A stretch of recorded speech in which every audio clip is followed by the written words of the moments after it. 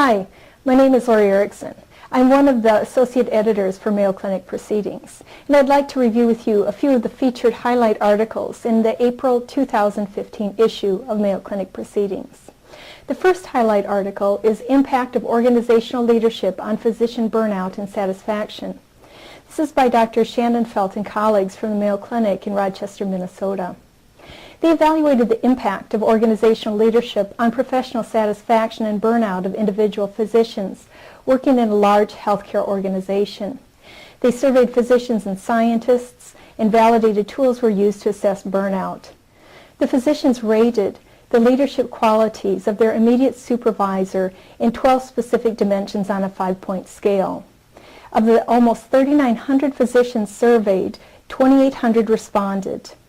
And by multivariable analysis, they found that a 1-point increase in the composite leadership score was associated with a 3.3% decrease in the likelihood of burnout and a 9% increase in satisfaction.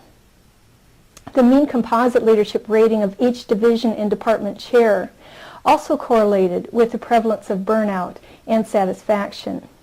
They concluded that leadership qualities of physician supervisors are related to the well-being and the satisfaction of individual physicians working in healthcare organizations. The next highlight article, Neuropathic Pain, Principles of Diagnosis and Treatment, is authored by Dr. Gilran from Kingston, Ontario, Canada, and colleagues from Kiel, Germany.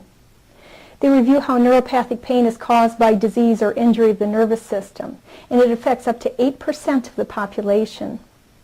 They go through the clinical evaluation of neuropathic pain to identify the characteristic signs and symptoms. They also review the laboratory investigations and clinical neurophysiological testing.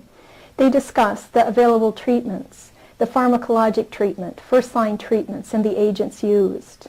They also note the importance of individualized multidisciplinary patient care teams, as well as patient education and strategic referrals to subspecialists, as well as physical and psychological therapies. And they touch on future advancements that the future may hold. The third article highlighted is Anticoagulation in Ischemic Left Ventricular Aneurysm by Dr. Lee and colleagues from Samsung Medical Center in Korea. The objective was to evaluate the role of systemic anticoagulation using warfarin in patients with post-myocardial infarction, left ventricular aneurysm formation, with or without definitive left ventricular thrombus formation. 648 patients with post-myocardial infarction, left ventricular aneurysm formation were diagnosed retrospectively by two-dimensional echocardiography. Of these 648 patients, 106 of them received warfarin. They found that in patients with left ventricular aneurysm, left ventricular thrombosis was observed in 89 patients, and it was associated with a higher incidence of adverse secondary events. However, in adjusted analysis, anticoagulation did not predict a better or a worse outcome for primary outcomes. Additionally, the benefit of anticoagulation was also not established in patients with left ventricular thrombus. They concluded that in patients with ischemic left ventricular aneurysms, oral anticoagulation therapy with warfarin may not be effective enough to reduce cardiac and cerebrovascular events, including systemic embolism. The fourth special article highlighted in the April 2015 issue of Mayo Clinic Proceedings is by Dr. Kentajiran of the MD Anderson Cancer Center in Houston, Texas, and Dr. Raj Kumar of Mayo Clinic in Rochester, Minnesota. It is entitled, Why Are Cancer Drugs So Expensive in the United States, and What Are the Solutions? They note the high cancer drug prices are a worsening trend in cancer care that affect patient care and our entire healthcare system.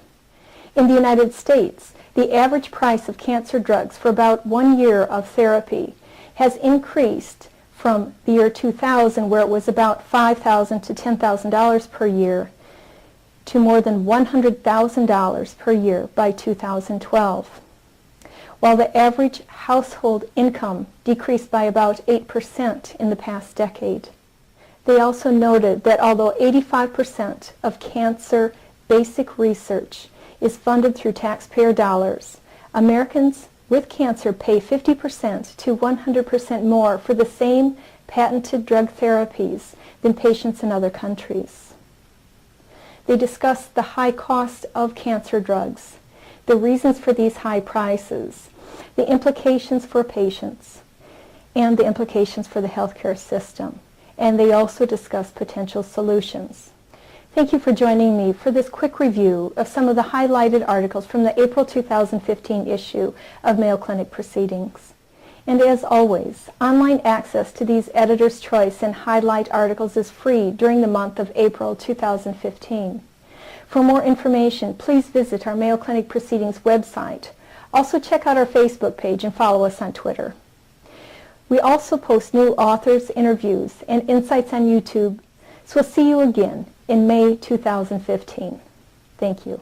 We hope you found this presentation from the content of Mayo Clinic Proceedings valuable. Our journal's mission is to promote the best interests of patients by advancing the knowledge and professionalism of the physician community. If you are interested in more information about us, our homepage is www.mayoclinicproceedings.org. There you will find access information for our social media content, such as additional videos on our YouTube channel or journal updates on Facebook. You can also follow us on Twitter.